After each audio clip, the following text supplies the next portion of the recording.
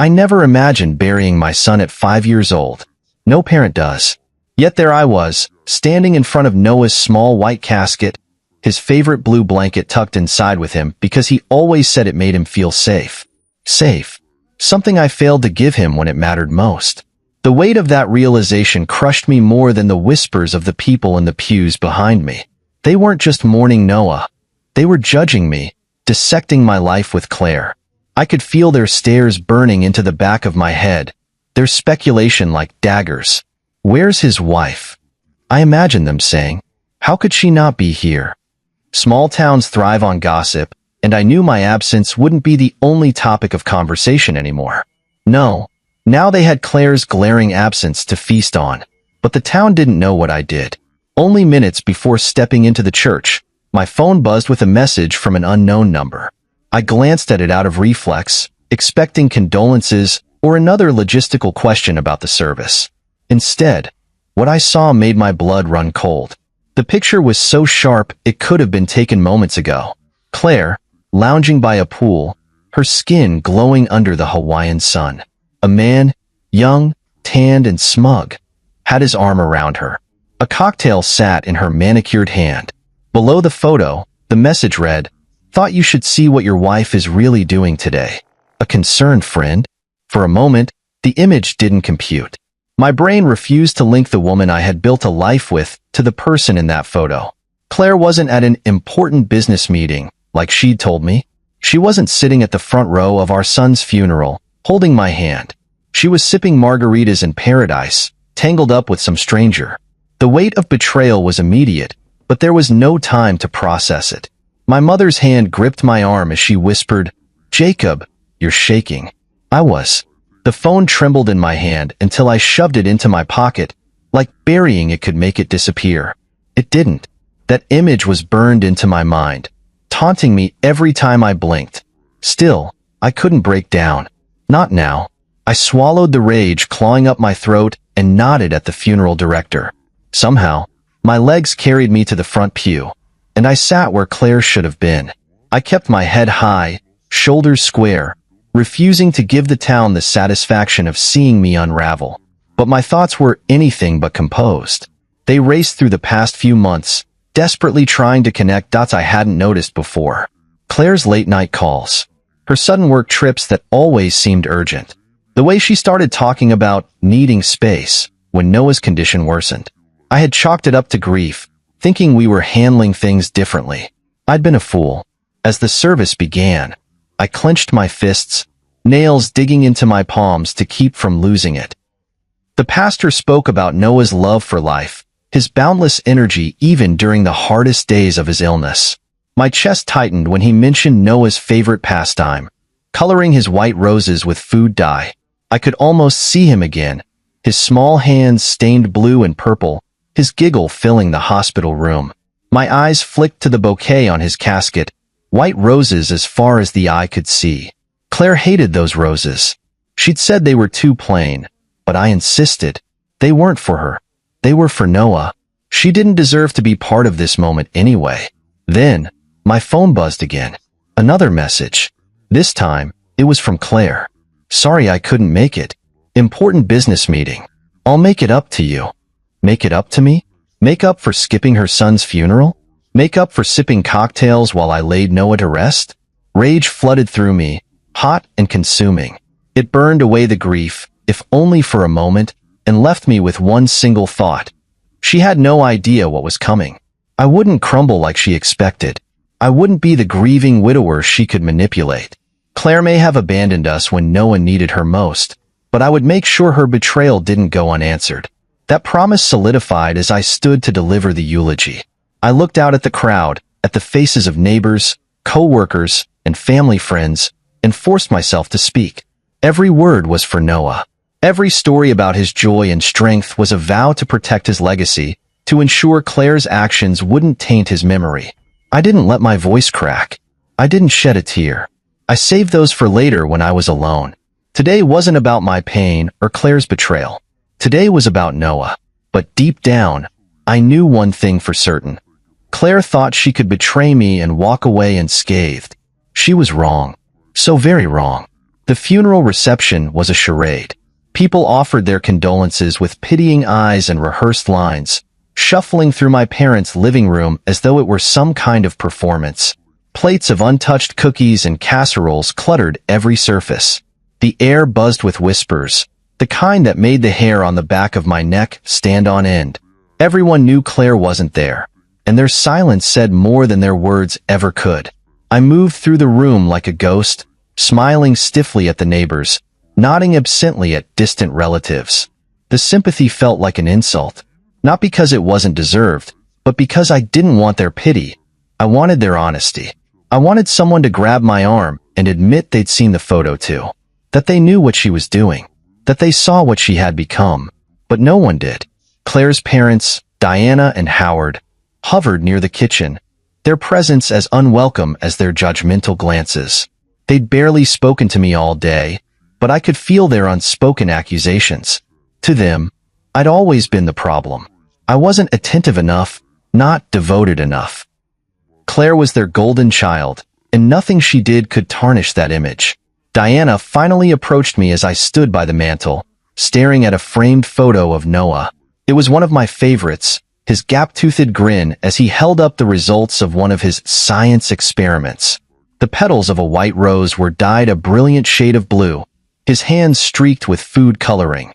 He'd been so proud that day. I clenched the frame tightly, the glass cool against my palms. "Jacob," Diana said, her voice laced with a sweetness that didn't match her sharp eyes, "you've been so strong today. It's a shame Claire couldn't be here, but she's grieving in her own way. You know how difficult this has been for her."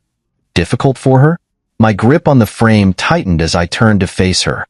She looked at me with feigned concern, the kind that barely masked the criticism underneath. Her words felt like a slap, each syllable digging deeper into my growing rage. "I'm sure it has," I replied, my voice colder than I intended. "Though I imagine Hawaii is a nice distraction from all the difficulty." Diana's expression faltered, just for a moment. She quickly recovered, her lips pressing into a thin line. "Jacob, grief makes people act out of character. Claire needed some space to process everything. You should try to be more understanding." Understanding? My jaw clenched as I fought to keep my composure. She didn't know, did she? Or maybe she did, and she just didn't care. I wanted to shout at her, to show her the picture on my phone and force her to acknowledge the truth. But I didn't. Instead, I turned away, setting the photo of Noah back on the mantel with trembling hands. My mother appeared at my side then, her presence grounding me in a way that nothing else could. "Diana," she said, her tone sharp enough to cut through the tension. "I think you've said enough." Diana bristled, but she didn't argue. She retreated to the kitchen, leaving my mother and me in a heavy silence. "Don't let her get to you," Mom said quietly, her hand resting on my arm. "She's just trying to deflect. She knows what Claire has done." That admission hit me like a punch to the gut. "You think she knows?" I asked, my voice barely above a whisper. "She's her mother," Mom said simply. "Of course she knows." Her words confirmed what I'd been dreading. This wasn't just Claire's betrayal, it was a family affair. Diana and Howard had likely known all along, and had chosen to protect Claire instead of holding her accountable. The thought made my blood boil. As the reception dragged on, I retreated to my father's study, desperate for a moment of quiet.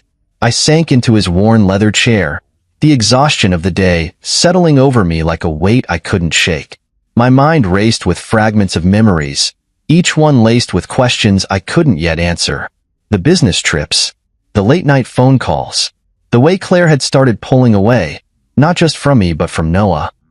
It had been subtle at first, a missed doctor's appointment here, a forgotten bedtime story there. But over time, it became clear that she wasn't fully present. I'd attributed it to the stress of Noah's illness, never suspecting there was something more sinister at play. I pulled out my phone, the photo of Claire and her lover glaring back at me from the screen. My thumb hovered over the delete button, but I couldn't bring myself to press it. This wasn't just evidence of her infidelity, it was a reminder of what I was up against. I didn't know what my next move would be, but one thing was certain. I wouldn't let her get away with this. Not after abandoning me. Not after abandoning Noah. Claire thought she could escape the consequences of her actions, but she was wrong. As I sat in the dim light of the study, my anger solidified into resolve. This wasn't just about revenge, it was about justice. For Noah, for me, for everything we'd lost because of her selfishness. I would make her regret ever thinking she could betray me and walk away unscathed. The days after the funeral were a blur of condolences, casseroles, and sleepless nights. People came and went, offering words that felt more rehearsed than genuine. He's in a better place now. He's not suffering anymore. Their well-meaning attempts to comfort me only left me more hollow. What better place could there be than in my arms, laughing over cartoons, or insisting on pancakes for dinner? Grief clung to me like a second skin, but beneath it, anger churned like a storm waiting to break. The photo of Claire in Hawaii wouldn't leave my mind, haunting me every time I closed my eyes. She wasn't just absent at Noah's funeral, she was celebrating her freedom, as though our son's death had been her ticket to paradise. I busied myself with sorting through Noah's room, hoping the distraction would dull the edges of my pain. His favorite stuffed penguin sat on his bed, worn and slightly lopsided from years of cuddling. I picked it up, the familiar weight stirring a fresh wave of tears. He'd carried it everywhere, even to the hospital. As I placed the penguin on his pillow, something on Claire's side of the room caught my eye. A stack of papers on her desk, carelessly left in plain sight. It wasn't like Claire to leave anything disorganized. Her life was a series of meticulous lists and color-coded schedules. Curiosity, or maybe instinct, drew me closer. The top sheet stopped me cold. It was a life insurance policy. Noah's name was printed in bold letters at the top, and Claire's was listed as the sole beneficiary. My heart pounded as I flipped through the pages, each one revealing more than the last. The policy was worth $1 million, taken out just 6 months after Noah's diagnosis. I'd never been consulted, never even seen these papers before. What hit me hardest, though, was the amendment. Weeks before Noah died, Claire had removed me as a beneficiary. Her signature stared back at me, a smug reminder of the decision she made without me. My hands shook as I rifled through the stack, finding receipts for loans she'd taken out against the policy. She had used the money, and for what? Plane tickets? Cocktails by the pool? Her lover's expensive taste? I sank into the chair, staring at the mess of papers. This wasn't just betrayal, it was theft. Claire had stolen from our family, from Noah, to fund her escape. The realization hit me like a freight train. Noah's death wasn't just the end of my son's life. It was the moment Claire decided to bury our marriage alongside him. My phone buzzed on the desk, pulling me out of my thoughts. The number was unlisted, and for a moment, I considered ignoring it. But something told me to answer. Hello? My voice was rough, the weight of everything pressing down on me. I need to talk to you, a woman's voice said. It was unfamiliar, hesitant, yet filled with urgency. It's about Claire. I gripped the phone tighter. Who is this? My name's Mia. She hesitated, as though weighing her next words. I know what she's been doing. I know about Hawaii. And I know you're not going to like what I have to tell you. My chest tightened. Why should I trust you? You shouldn't, she admitted. But you should hear me out. Meet me at the coffee shop on Main. Now. The call disconnected, leaving me staring at the phone. Mia. The name didn't ring a bell, but the urgency in her voice was impossible to ignore. Part of me hesitated. What if this was a mistake? What if she was some crank with too much time on her hands? But another part, the part that couldn't stop replaying that photo of Claire in Hawaii, urged me to go. I needed answers, and whoever this Mia was, she seemed to have them. I grabbed the papers, stuffing them into a folder. If Mia had information, I'd be ready to confront her with evidence of my own. The anger I'd been suppressing since the funeral simmered just below the surface, threatening to boil over. As I left the house, I glanced back at Noah's room. The penguin sat on his bed, a silent witness to everything falling apart. I promised him, silently, that I'd make this right. Whatever Mia had to say, whatever truth she carried, I was ready for it. Or at least, I thought I was.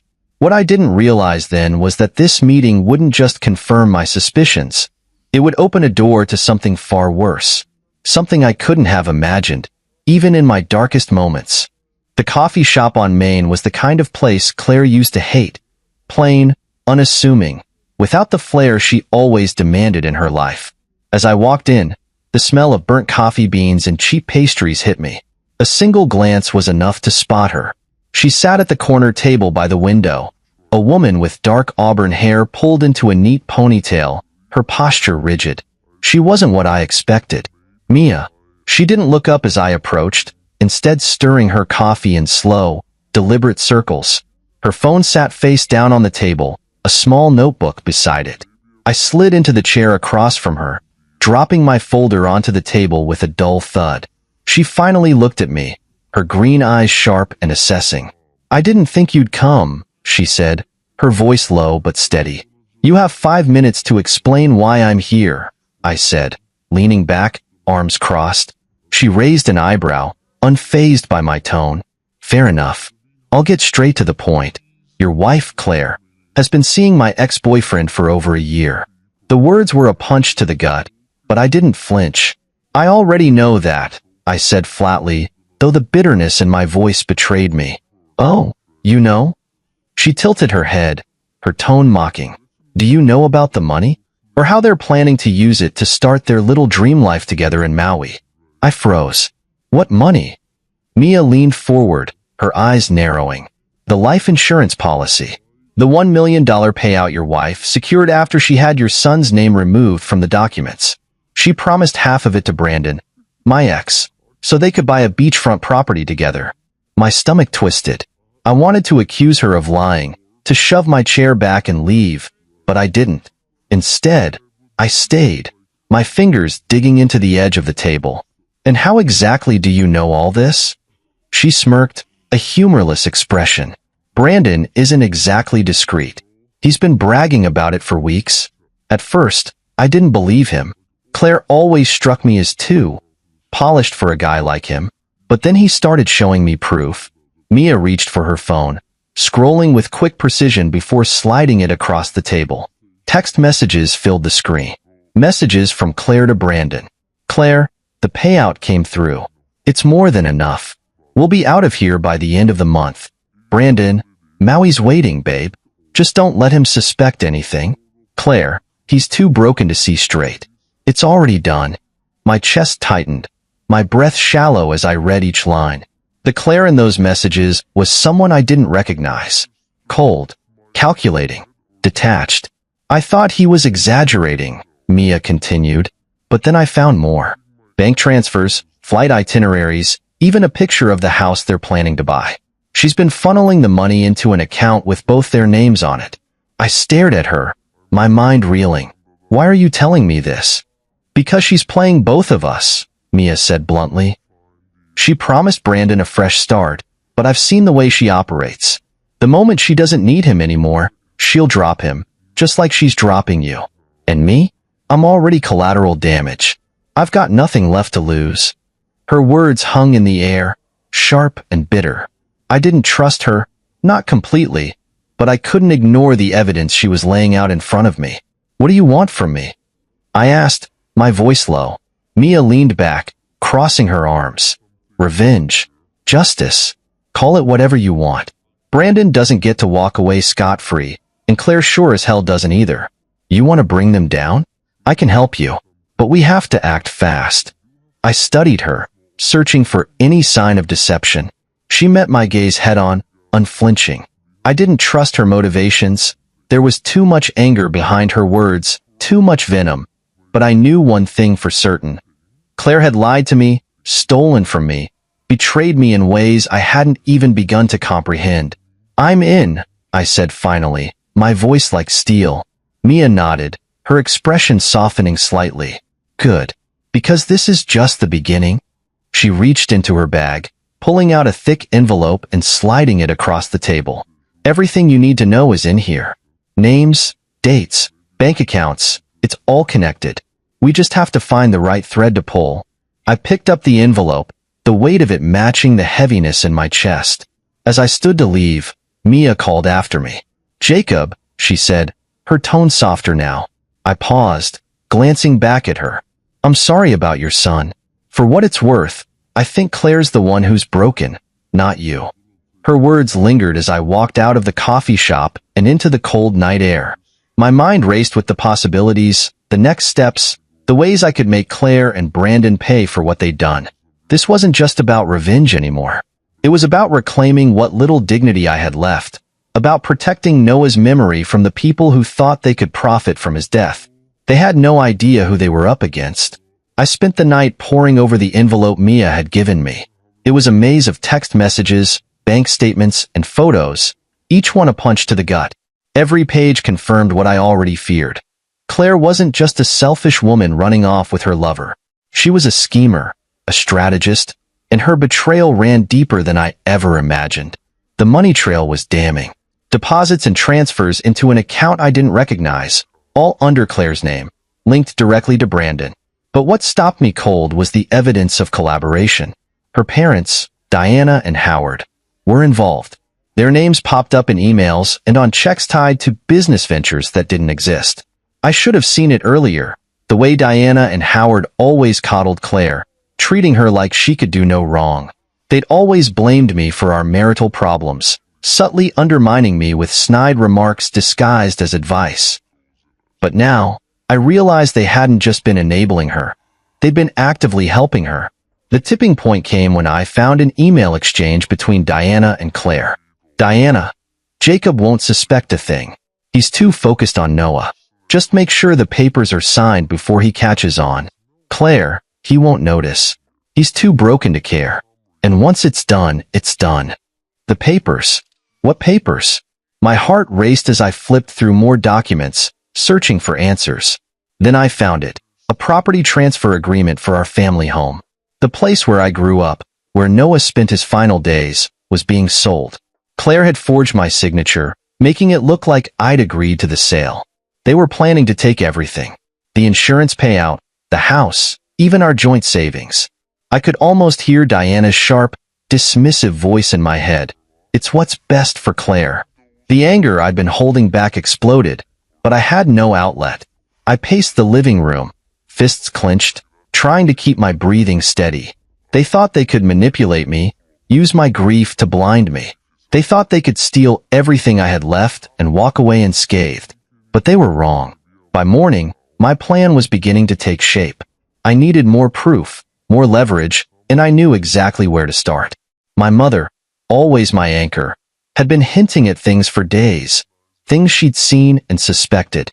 If anyone could help me connect the dots, it was her. I found her in the kitchen, a steaming cup of tea in her hands. She looked up as I entered, her sharp eyes immediately narrowing. "What's wrong?" she asked, setting the cup down. "They're trying to sell the house," I said bluntly. "Claire and her parents. They forged my signature." Her face tightened, her lips pressing into a thin line. "I knew it," she muttered. "You knew?" I asked, leaning forward. "I suspected," she admitted. "Diana's been sniffing around for months, asking questions about the property. She even tried to get your father to sign something when he was confused, but I intercepted it. That hit me like a blow to the chest. My father, with his slipping memory, was another pawn in their game. They had no shame, no limits to how far they'd go. She said it was just a precaution." My mother continued, her voice trembling with anger. "But I didn't trust her. I kept the papers. They're in the study." She didn't need to say more. I hurried to the study, rifling through the drawers until I found the documents. There it was, a legal form authorizing the sale of the house, with my father's signature scrawled at the bottom. A forgery. "They thought he wouldn't remember," my mother said, standing behind me now. "They thought I wouldn't notice. But I've been watching them, Jacob. Diana's always been manipulative. But this is something else." I sat down, the weight of everything crashing over me. "They're not just after the money," I said quietly. "They're after everything. The house, the savings. Everything Noah and I loved." My mother placed a hand on my shoulder, her grip firm. "Then don't let them win. Fight back." Her words lit a fire in me. This wasn't just about me anymore. It was about Noah's legacy, about protecting what little I had left of him. Claire and her family thought they could outsmart me, But they underestimated one thing: my resolve. They wanted to play games? Fine. But I wasn't going to sit back and let them take everything. If they thought I was broken, they were about to learn just how wrong they were. I spent the rest of the day gathering every piece of evidence I could find. Bank records, emails, documents from Mia's envelope. It all started forming a bigger picture. Claire and her parents had been planning this for months, maybe even longer. They were careful, calculating, but they'd made mistakes, and I was going to exploit every single one of them. When night fell, I sat in Noah's room, holding his stuffed penguin. "I'll fix this," I whispered into the darkness. "I promise you, Noah, I won't let them take what's ours." The storm inside me had calmed, replaced by something colder, more dangerous. Claire and her family thought they could destroy me, but they'd forgotten one crucial thing. I wasn't just grieving. I was preparing. Claire thought she was untouchable. Her meticulous lies, the forged documents, the money funneled into secret accounts. She believed she had covered every angle. But what she didn't count on was me finding the cracks. That's the thing about being underestimated. It gives you an advantage. And after seeing how far she and her parents were willing to go, I realized I had to strike first. The house was the key. It wasn't just a property. It was a piece of my family's soul. My father built it with his own hands, one nail and board at a time. It was where I grew up, where Noah learned to walk, and where we sat for countless nights, holding him through the worst of his illness. It was sacred. And Claire? She wanted to sell it to bankroll her escape. That morning, I called Marcus, an old friend who had transitioned from our high school debate team to a sharp legal career. He owed me a favor, and now was the time to cash in. "Jacob," Marcus said after hearing me out, his tone serious, "this is messy. If they forged your signature, we can fight the sale. But we need more than your word. We need proof, witnesses, documents, anything to show a pattern of deceit." "I've got plenty," I replied, thinking of the stack of evidence Mia had handed over and the forged documents my mother had intercepted. "But I need to know how we stop this before it goes any further." Marcus sighed on the other end of the line. "We need to move quickly. If they finalize the sale before we act, undoing it will be a nightmare. Let me pull some strings and dig into the legal filings. In the meantime, gather everything you can. Don't leave anything to chance." I thanked him and hung up, my mind already racing. Marcus was right. The clock was ticking. Claire and her parents weren't wasting time, and neither could I. I started by laying out everything Mia had given me, pinning it to the corkboard in my father's study like a detective piecing together a case. Bank transfers, emails, photos. It all painted a damning picture. But I needed more. My mother was my first ally. She kept a watchful eye on Diana's manipulations for months and was all too eager to help. "Your father might not remember everything clearly," she said, "but I do." Diana and Howard tried to pressure him into signing those papers more than once. I kept notes every time they showed up here unannounced. She handed me a small notebook, the pages filled with dates and detailed accounts of their visits. It was more evidence, another layer to add to the case I was building. Next, I reached out to Mia. As much as I hated relying on her, she had insight into Claire's plans that I couldn't ignore. "They're meeting with the realtor tomorrow to finalize the sale," she said over the phone. "If you're going to stop them, you'll need to be there." "How do you know this?" I asked, suspicion creeping into my voice. "Because Claire doesn't think I'm a threat," Mia replied. "She keeps me in the loop, thinking I'll just go along with it. But she doesn't realize I'm one step ahead of her now." Her bitterness was palpable, and while I didn't trust her completely, I knew she was right about one thing. Claire underestimated us both. With the pieces falling into place, I spent the rest of the day preparing. I copied every document, recorded every detail, and made sure I had backups. I wasn't leaving anything to chance. By the time night fell, the study was a battlefield of papers and plans. My mother walked in, a cup of tea in hand, and set it down beside me. "You've got that look in your eye," she said. "What look?" I asked, glancing up from the corkboard. "The same look your father used to get when someone tried to cheat him out of a deal," she said with a faint smile. "Don't let them take this from us, Jacob. Don't let them take Noah's home." Her words hit me like a lightning bolt. This wasn't just about me or even the house. It was about protecting what Noah loved, what he left behind. The rage I'd felt at Claire's betrayal had evolved into something sharper, more focused. They won't, I promised. The next morning, I dressed like a man going to war. Suit pressed, tie knotted, folder in hand. Marcus had already filed a motion to halt the sale, but I knew I needed to show up and confront them head-on. As I stepped out the door, my mother handed me something small, a worn, stuffed penguin. "Take it with you," she said softly. "For luck." I slipped it into my briefcase, the familiar weight grounding me. It wasn't just a toy. It was a reminder of Noah's laughter, his resilience, his love for the life Claire had so easily abandoned. When I arrived at the realtor's office, I saw Claire's car parked out front.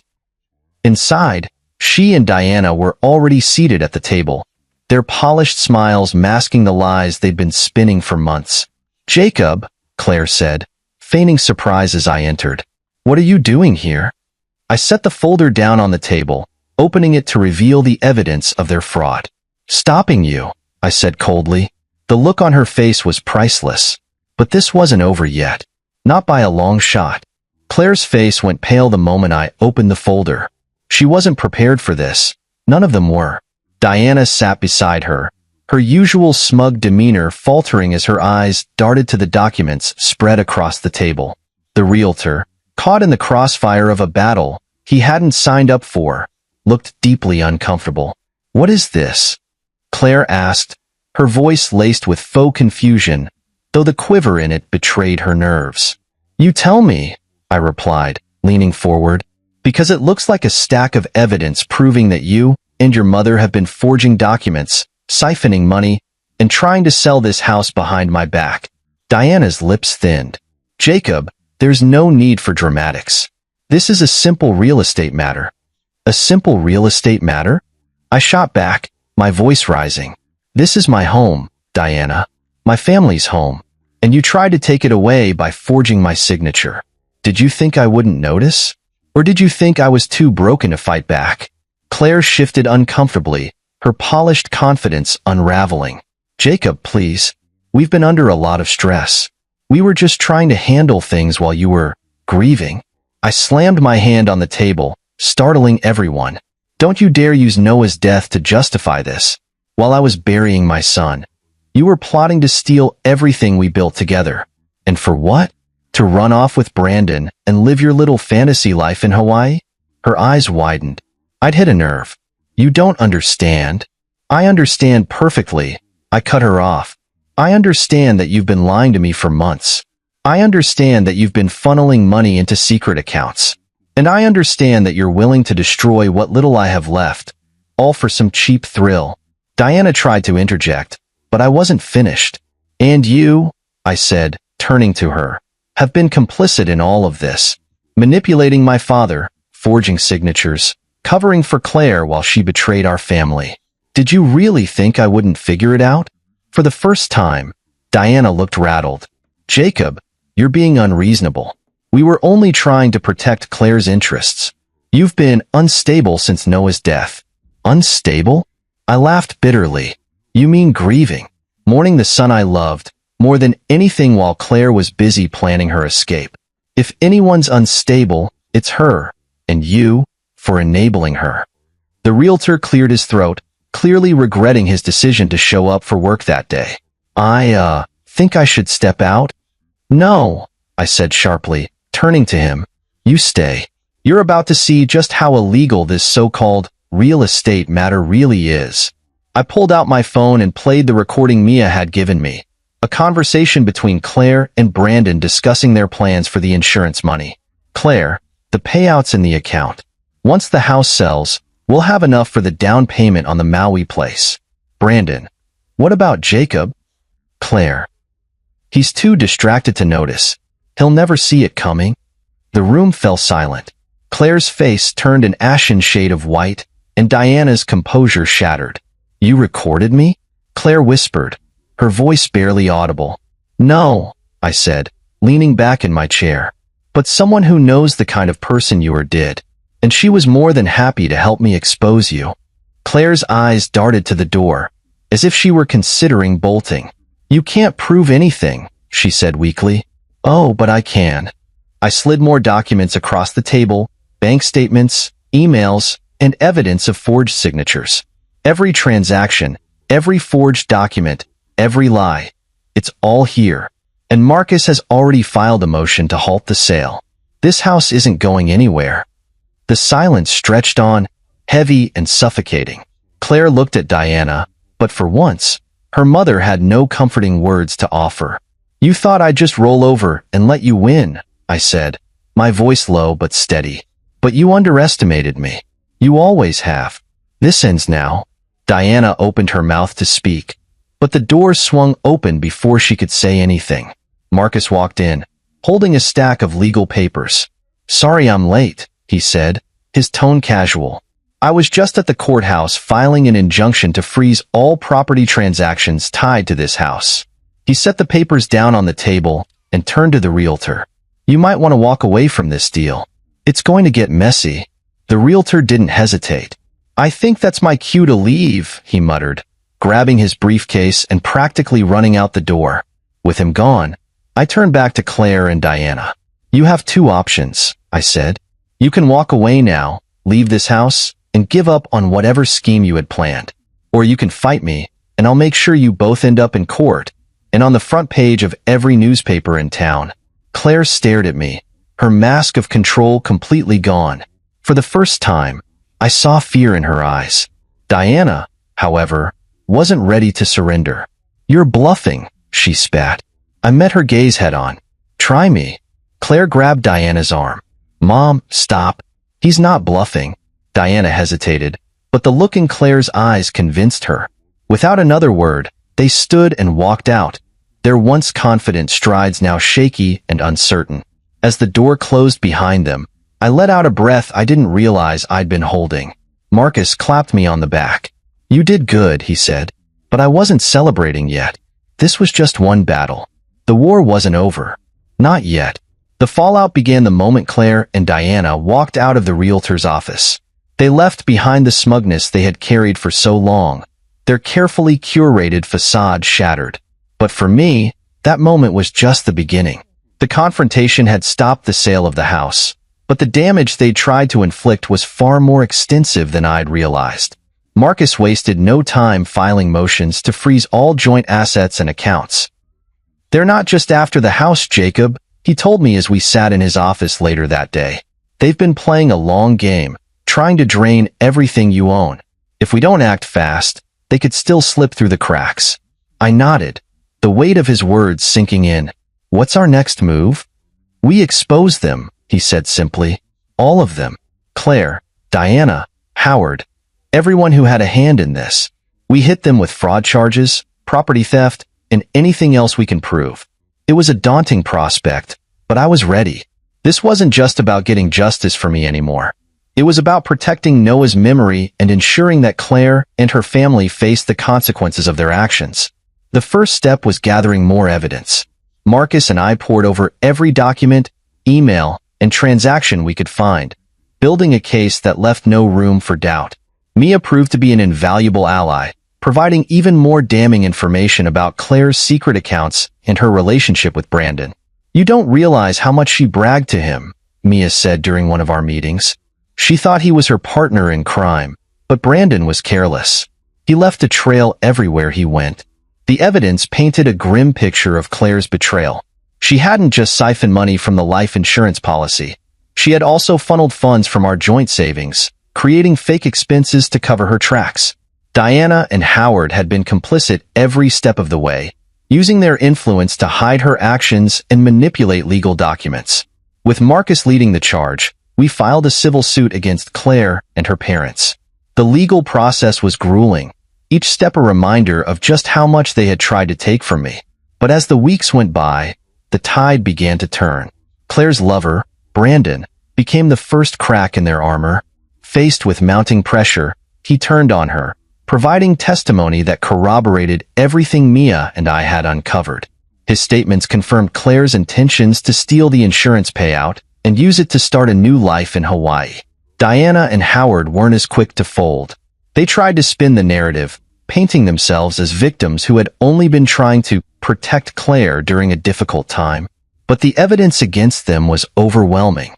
Emails, bank records, and forged documents all pointed to their active involvement in the scheme. The final blow came when Marcus uncovered an even deeper layer of deception. Claire and Diana had attempted to manipulate my father into signing over not just the house, but other family assets as well. Marcus found proof that they had targeted him during moments of confusion caused by his dementia, hoping to exploit his condition for their gain. "That's not just fraud," Marcus said when he showed me the documents. "That's elder abuse. And the courts won't take that lightly." When the charges were filed, the weight of their crimes finally caught up with them. Claire, Diana, and Howard faced a litany of legal consequences, from fraud to property theft to conspiracy. The public exposure was brutal. Their once respected reputations in our small town reduced to nothing but gossip and disgrace. Claire, of course, tried to play the victim. "I didn't know what I was doing," she claimed during a deposition. "I was grieving. I made mistakes." But her tears didn't fool anyone.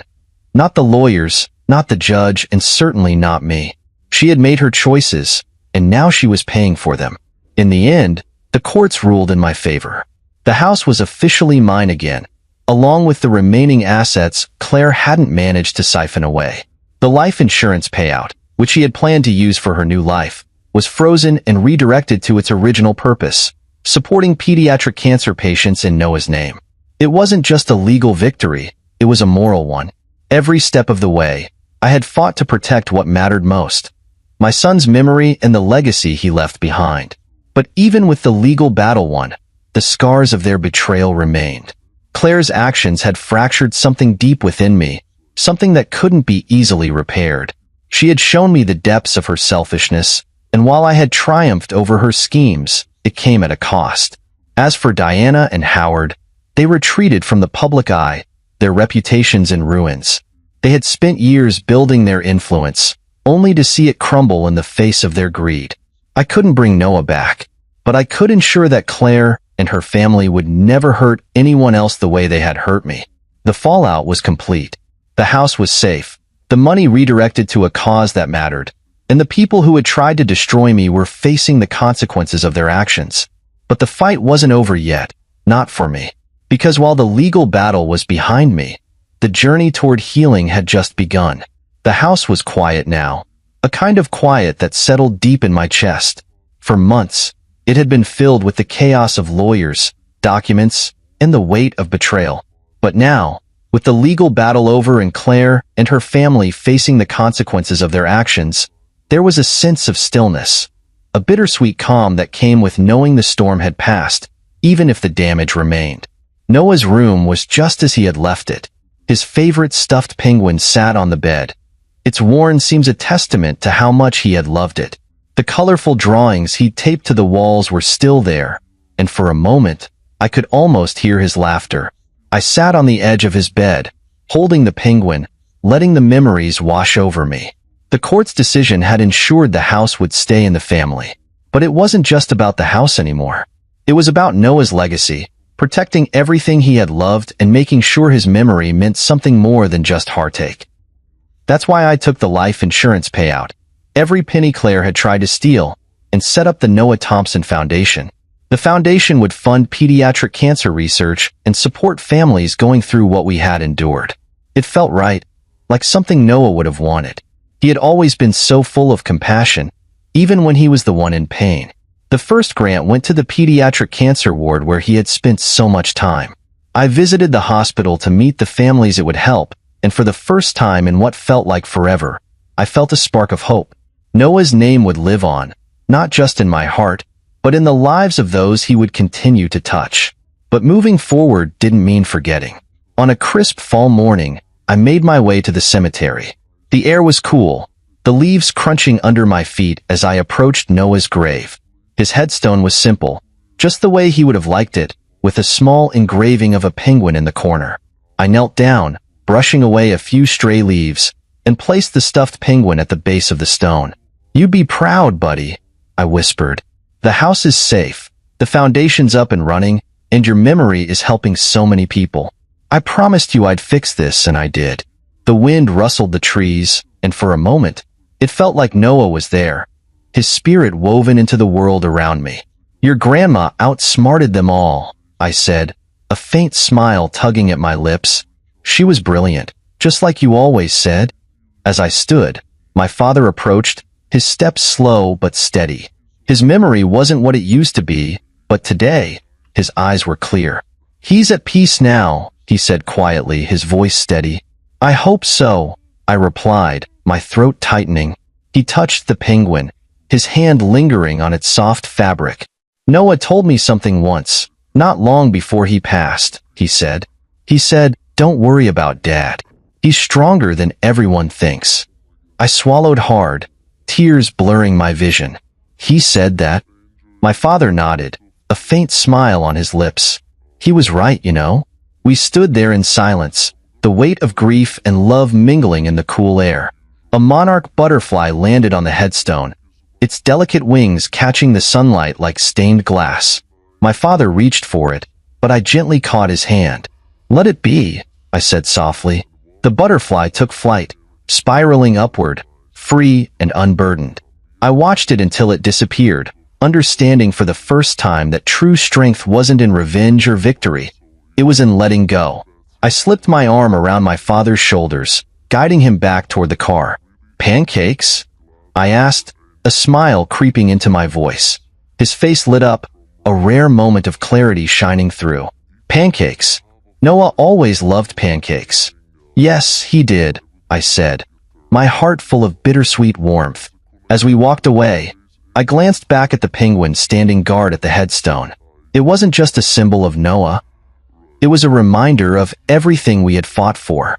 The butterfly had shown me the way forward. It wasn't about forgetting the pain, but about honoring the love that came with it. And as I drove home with my father, the weight of the past finally began to lift. Noah was gone, but his spirit remained, guiding me toward a life where love and resilience could coexist with loss. It wasn't triumph, it was survival. And for the first time in a long time, it felt like enough.